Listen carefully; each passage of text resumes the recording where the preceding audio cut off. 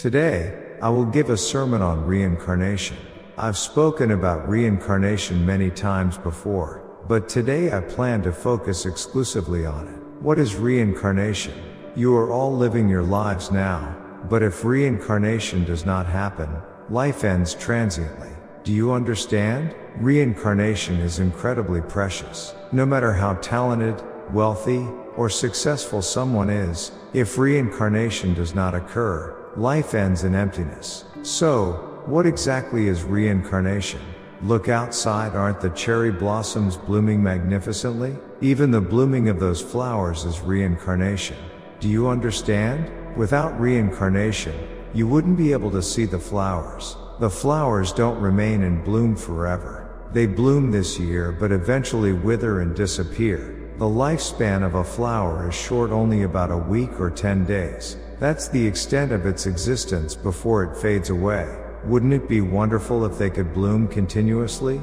But that's not how it is. Flowers, too, are living beings, and they don't bloom forever. The same goes for people. It's the same as flowers. People, too, come into this world and vanish like flowers. It's the end. It's the end, and there's no coming back. So, when flowers bloom, you might think it's because spring has come. But that's not the case. Flowers bloom in spring because the light of the sun is warm, right? For the sunlight to be warm, trees must send all the energy in their bodies down to their roots to endure the cold of winter. Then, in spring, the energy in the roots rises back to the branches, and flowers bloom. Do you understand? So, when the warm energy of spring rises, water flows to the branches of the tree. That's when flowers bloom. So, without that warm light of the sun, flowers don't bloom. They don't. You've learned this a lot, haven't you? This is called the thought of interdependent arising. Thus, Buddha's enlightened light is precious, isn't it? It's precious, no matter how much one claims they can live alone. Without the sunlight, all things in this world will disappear. They cannot survive. Humans are no different. When a person dies, those who lack the enlightened light of the Buddha cannot return. What does returning mean? It is reincarnation. It is the same thing. Think about it. The thought of how precious the enlightened light of the Buddha is. Look at the vast population of this earth. Have you ever heard of anyone among all those people whose body emits the light of enlightenment? You haven't, because there is none. However, would it be right to treat the precious Buddha whose body emits Buddha's enlightened light capable of saving the lives of living beings carelessly, or to lie and deceive others about it? Of course not, right? Without reincarnation, life simply ends. Didn't I mention last week that these days, on TV, they talk about how they can't handle the number of dead bodies because so many people are dying? They even suggest using them as compost. Imagine if the body of a deceased person were turned into compost or fertilizer and scattered in the fields. What would you think? Would you be able to sleep at night after hearing such things? It's revolting, isn't it? The thought of interdependent arising doesn't allow for continuous usage after a single instance. Interdependent arising isn't something that operates endlessly. Do you understand? Each time it's needed, interdependent arising must occur anew. Isn't that right? For example, when you harvest rice in the autumn, you store it and then plant it again the next year to produce new rice. Just because you plant rice once, does it continue to produce rice for decades or even centuries? No. Just like beans, you need to plant them every year to get the harvest. When it comes to your own life, if you come once and then just go without constantly striving for rebirth, that is not the right way. To be able to continuously rebirth, you need to receive the enlightened light and keep the Buddha in your heart. It is not enough to come to the temple only when you need a ritual and then ignore it when you don't. If you cannot grasp the teachings I'm giving you, then you do not deserve the opportunity for rebirth. How precious is this concept of rebirth? Look at all the cherry blossoms in the mountains and fields right now. They are beautiful, but if the tree dies, the flowers will not bloom next year. If the cherry tree dies, it will not produce any more flowers. Isn't that right? You must listen carefully. When a tree dies, it cannot bloom again. That is why I have said before that a dead persimmon tree does not bear flowers or fruit. You must understand the significance of this. That means that once a person dies, it's over. The idea that a deceased person goes somewhere better is a lie. Where would the dead go? They're gone, finished. If a persimmon tree dies, isn't that the end of it? Isn't that right? Or am I wrong? For a persimmon tree to reincarnate, it must bloom flowers. How can a dead tree undergo reincarnation? The concept of transmigration to 6 places taught at traditional temples is inherently a lie, a falsehood. Transmigration is not the same as reincarnation. Reincarnation is when a person dies and comes back, whereas transmigration refers to parents giving birth to the next generation. That's what the next generation means. Do you understand? The words might sound similar, but when you look deeper, it's all lies. Moreover, transmigration is not reincarnation, and the methodology is entirely wrong, completely misguided. I've explained this countless times. The Gong Thought doesn't mean that something changes, transforms, or comes out in a different form. Didn't I say that? Yes, I did. Didn't I? You must listen carefully. Cherry trees bloom with cherry blossoms, not pumpkin flowers, right?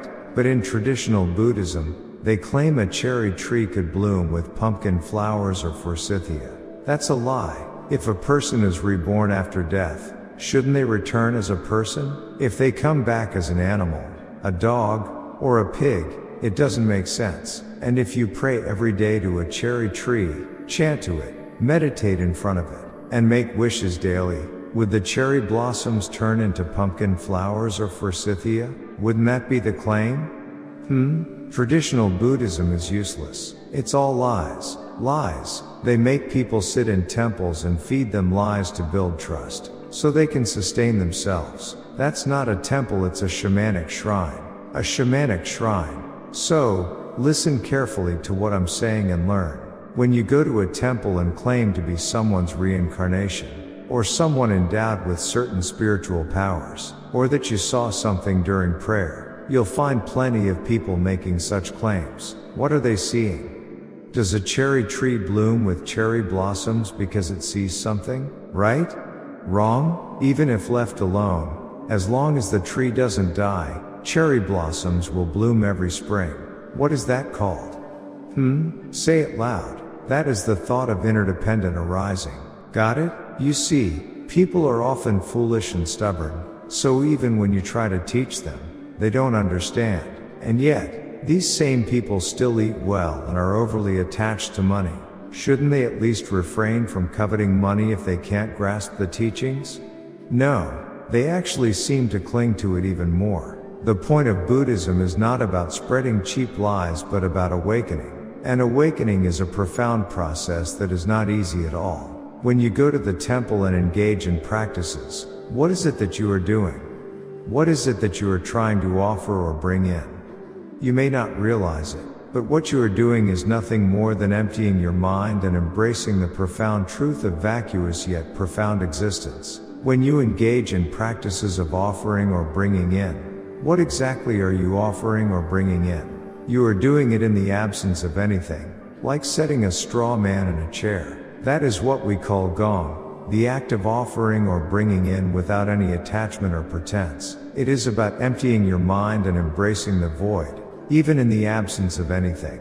What does it even mean to devote effort? At least shamans can tell fortunes. Shakyamuni Buddha couldn't even do that.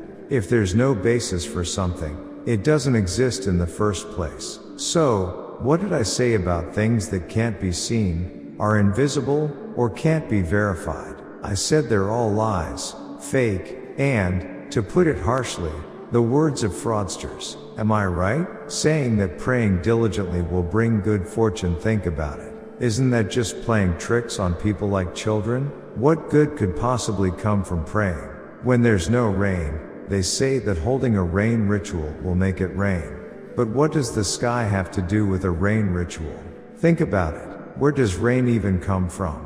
Humanity has lived this way, clinging to unreasonable ideas, up until now. That's what I'm saying. The Gong Thought only becomes valid when I can verify it with my own eyes. If it can't be verified, it's all lies and the work of fraudsters. Fraudsters, all of them. The Gong Thought must always be something you can see and confirm whenever you look at it. If that doesn't exist, then it's all lies and deception. The law of interdependent arising is the same. Interdependence that is not visible is not interdependence. It must always be alive to exist. The dead cannot fulfill it. The dead, look at this cup. Is this cup alive or dead? Why is it dead? It doesn't bloom or bear anything, does it? What do you say? Don't mumble, answer properly. Is this cup alive or dead? Well, listen, this cup is alive. Do you know why?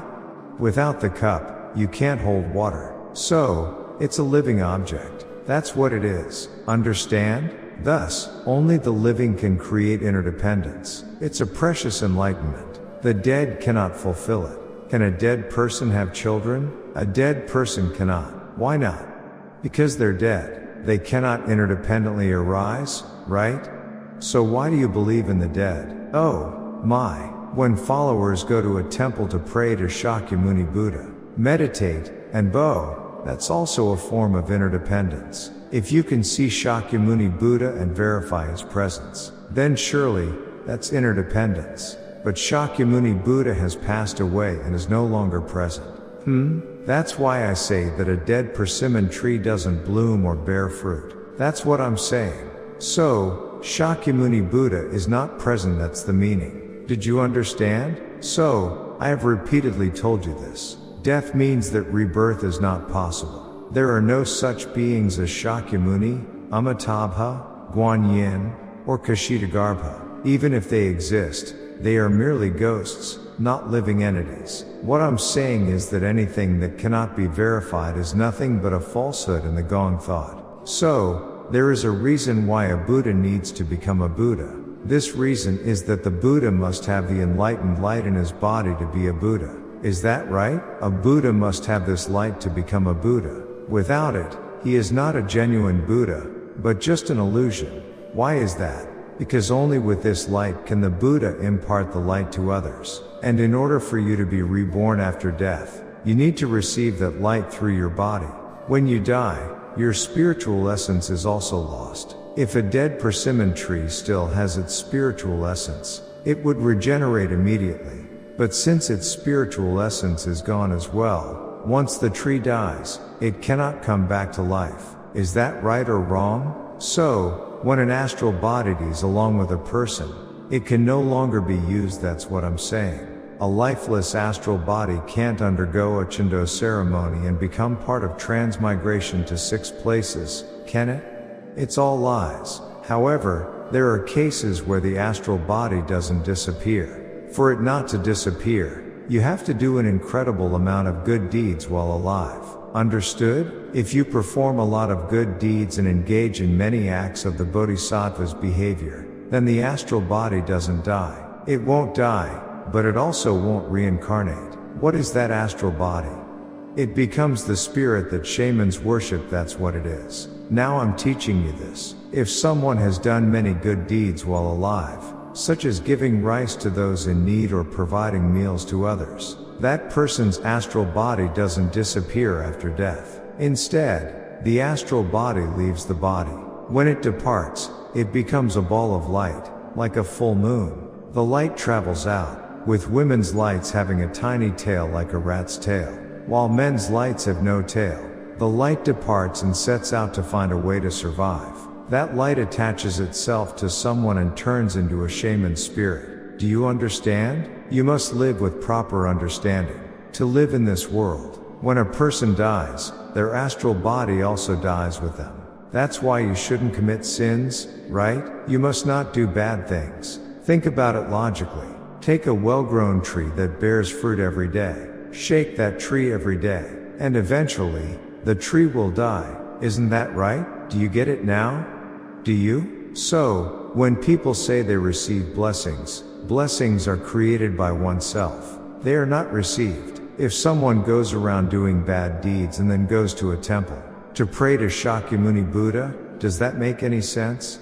Does it? Also, Shakyamuni doesn't have the ability to help. How could he?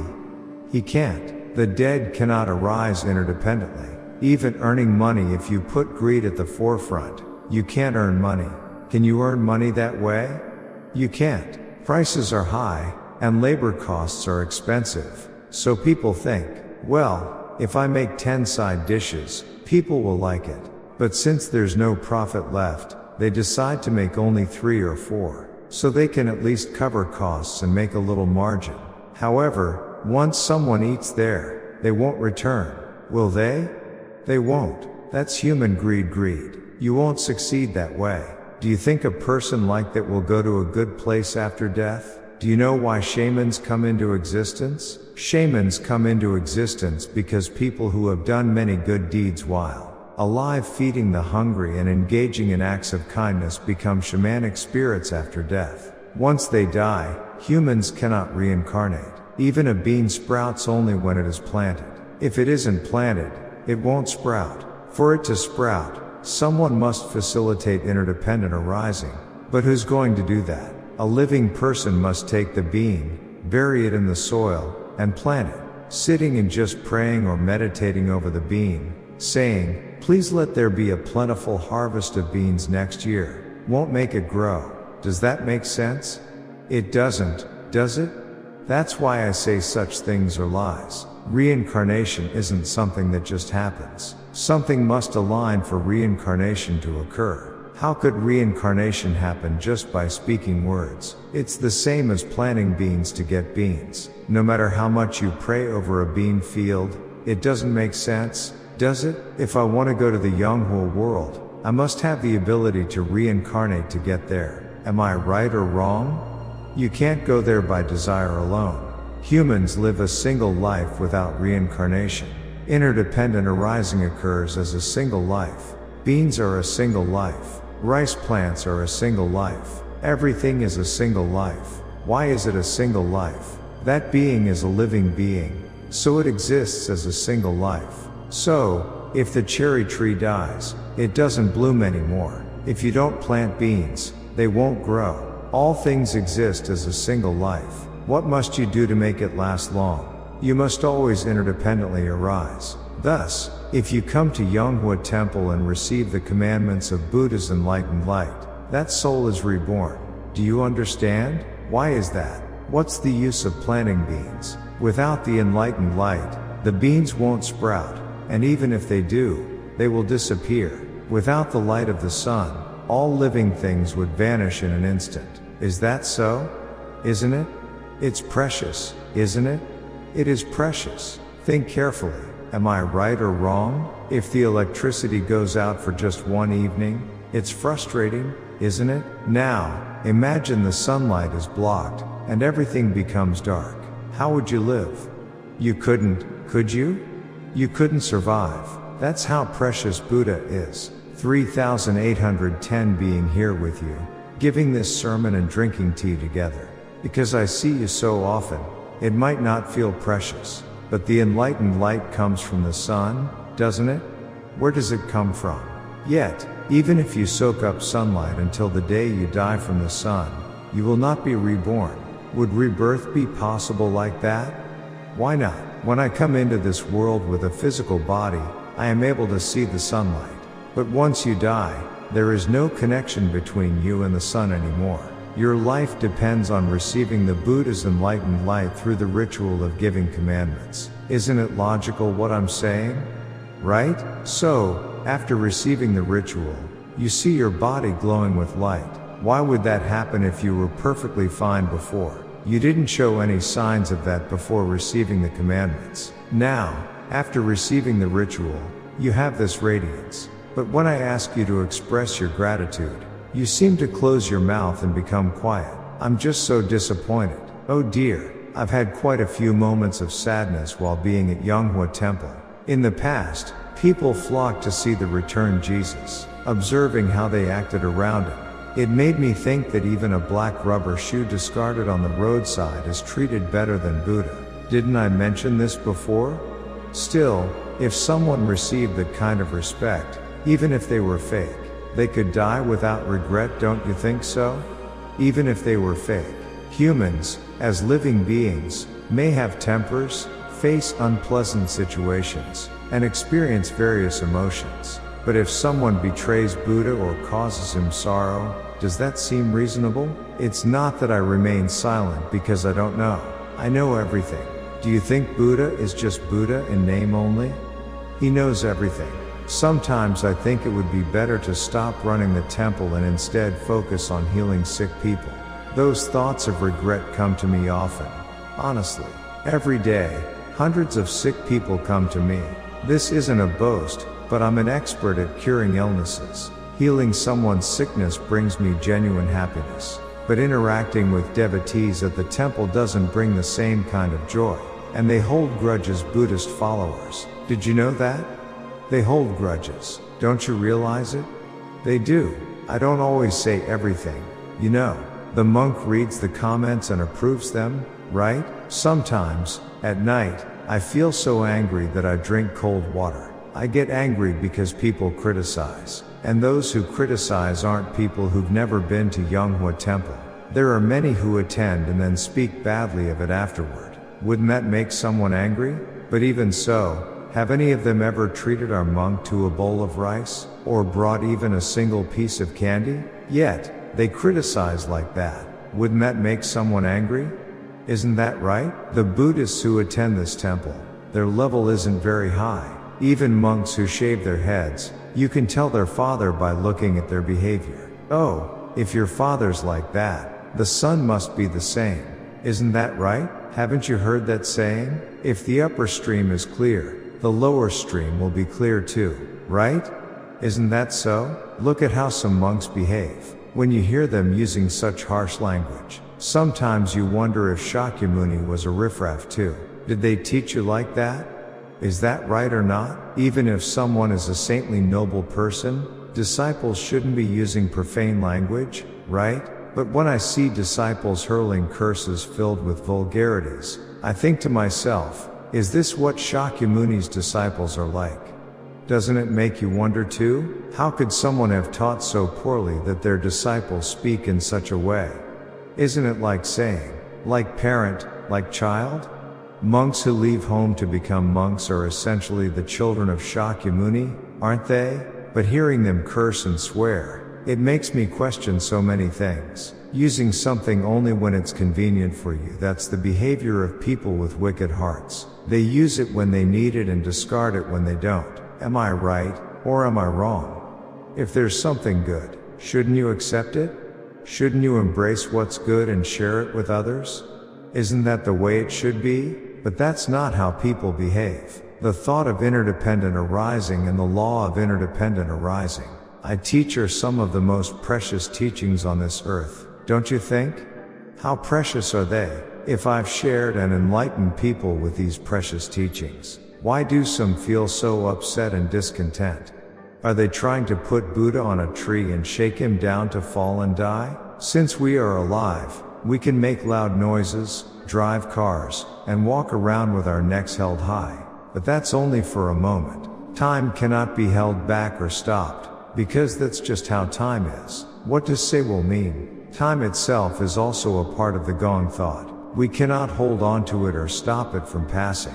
It always comes. We cannot stop the passing of time, nor can we hold on to it. We just cling to the fleeting moments. Age is something that gets buried in time, isn't it? Before long, we will all grow old and die, leaving behind these fleeting bodies. I too had my youthful days. I did. I may not brag, but I was someone who shone during my youth. It's not a matter of pride, but I was someone who made my mark back then. When I see monks criticizing me for teaching the Dharma with knowledge they don't even understand, it's both ridiculous and frustrating. And then, when I see the lay people sitting in the temple, laughing and clapping at those monks' words, I think, these are people who can't comprehend what they hear. Nowadays, I notice that some monks are slyly using my teachings. Why are they doing that? It's not easy to achieve reincarnation, is it? It's difficult. The Buddha's enlightened light is something that continues to shine. It's ongoing. You have to keep receiving it, continuously. When you reincarnate, you'll continue to receive it in life. The Buddha's enlightened light always exists in the world. That's why your bodies emit light, because you're always connected to the Buddha. Do you understand? It's not just when you're here with me that the light shines. Even when you're at home, the light always radiates. Why? Because the precious light of my body has entered your body, so we're always together, aren't we? Is it good? Yes, it is. It's good. There will be many good things at Yonghwa Temple in the future, right? And it's not just you who should be reincarnated. Countless people should be reincarnated. Go to Yonghwa world, learn the excellent teachings of Buddhism, and attain enlightenment. Isn't that right? You all must work diligently and also speak good words to those around you, spreading the teachings to many others, right? Our representative Zhang is working hard, staying up late at night to write books, making efforts to establish Yonghwa Temple magnificently, and striving to spread the Gong Thought beautifully to the world. Now, I'll finish here, okay? You've learned a lot today, haven't you? You've understood everything clearly, right?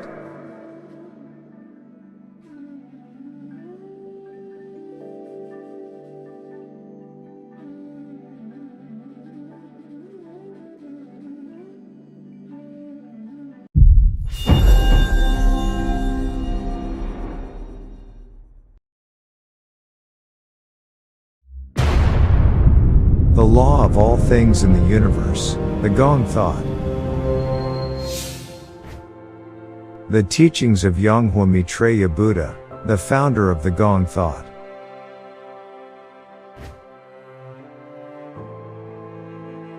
An enlightened Buddha emits light from his body and saves living beings with Buddha's enlightened light. The light of the sun that creates all things is Buddha's enlightened light. And only the Buddha's enlightened light of an enlightened Buddha can make humans reincarnate. The Buddha's enlightened light of the living Buddha. That is precisely the Gong Thought.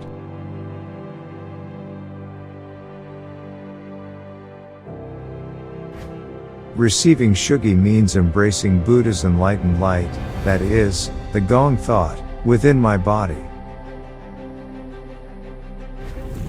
After death, there is no samsara, only everything becomes extinct.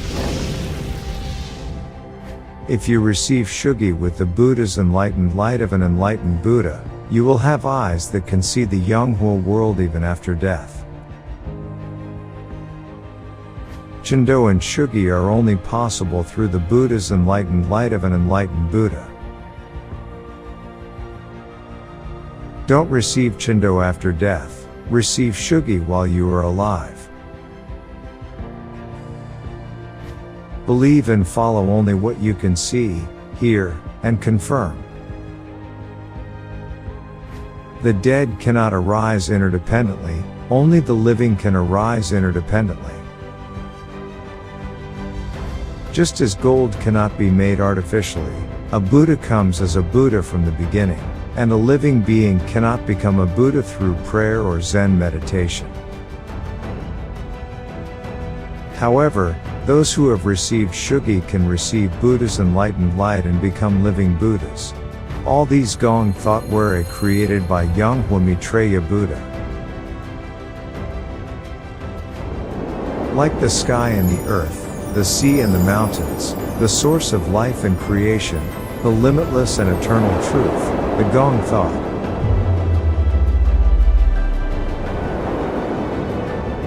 See, hear, and meet Yonghwa Maitreya Buddha's Gong Thought directly every Sunday at Yonghwa Temple in Surazan Mountain, Anyang.